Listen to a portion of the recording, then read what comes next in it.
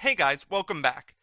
In the last lesson, we basically discussed what type of program Revit is, all the different dimensions that it functions in, from the 2D drawing to the 3D projection to the fourth dimension of time, as well as cost, maintenance, and sustainability. Now we're going to focus in on the fourth dimension, and phasing. Now all elements and views in your project are influenced by phasing. So the view that you're working in has certain phasing properties, and the elements that constitute your model also have phasing properties. Now if you scroll down in the Properties window, you'll see that your phase filter is currently Show All, and your phase is New Construction. But if you change your phase to Existing, everything disappears. Now why is that? Well, let's go back to New Construction first for our view properties. Well, if you click on any element of your model and then scroll down in the Properties window, you'll see that the phase created for that element is New Construction, and that it's not considered to be actually existing yet. So that means this entire house we've designed is a new construction, and as far as Revit's concerned, doesn't even exist yet. You'll also see here Phase Demolished. Don't worry about that just yet. Be aware it exists, but that's something we'll cover later. But for now, what I want to do is turn all of our new construction, the house that we've designed right now, into existing construction. Now if you're working on your own house, that's okay, you can work with that too.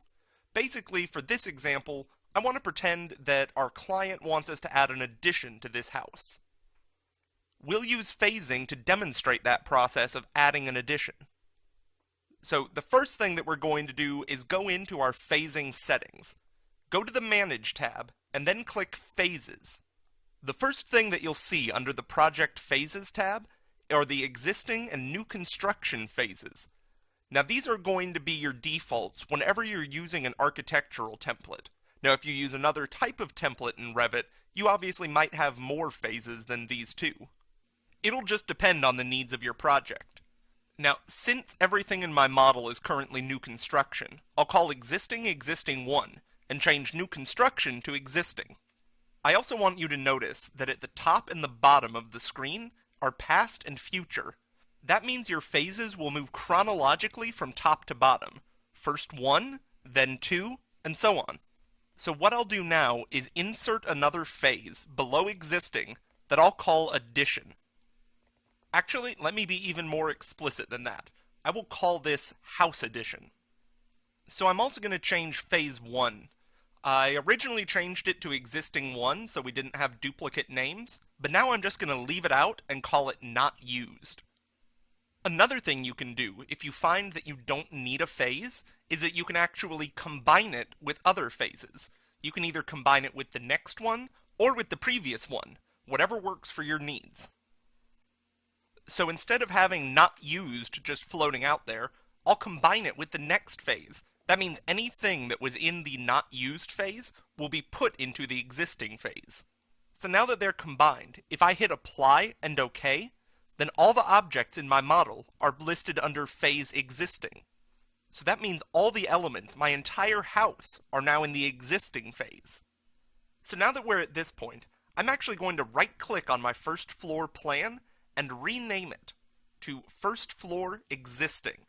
And you'll see why I'm doing this in just a little bit. And you'll see that the ceiling plan automatically changes to First Floor Existing as well. And now I'll duplicate the first floor plan. Same, duplicate with detailing. And now I'll go into this copy, and I'll rename it. And this time, instead of calling it Existing, I will call this First Floor Plan New Addition. So now we have two views that are currently identical. We have our existing, which looks good, and then we have our new addition. Well, what I'm going to do is it's currently under phase existing. I'll change its phase to house addition. When you hit apply, you'll see your floor plan ghosts out. Now that has to do with the phase filter, which we'll discuss in a minute. So now we have our two floor plans, existing and new addition, and they're both slightly different. What I'm going to do now is take the time and build 3 walls in the new addition. So I'll build them, let's say, over on the right of the project. And it's going to go into the new addition phase, because anything you build is going to go into the phase of the plan in which it's built. So I'm just going to choose a generic wall, since this is just for example, and I am going to build my 3 walls out here on the right, like so. Give me a second here while I fiddle with dimensions. I'll stretch one out and add a new one in for our new addition. Okay, I guess if I'm doing the width, I'll do the length as well. So, give me a second here while I get this.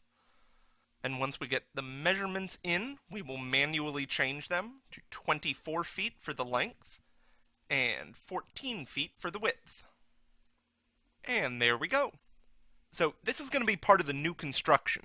And remember, you can change the phase of any object. Just click on it, and from the Properties window, we can change this to existing. And then it ghosts out like the rest of the existing elements. So I'll change this back to House Edition. I just wanted to demonstrate that. But I want you to notice now that you can see, even in the visibility graphics settings, that there is a clear difference between what is existing and what is considered the House Edition. The reason for these different looks are something called phase filters. Now, phase filters can play a bunch of different roles in your project. So you need to understand that there are visibility settings for your phases. Up to now, we've discussed visibility graphics for view, like going to the View tab and clicking on Visibility Graphics. So in the next lesson, we'll discuss visibility graphics settings for phases. Alright, thanks for watching.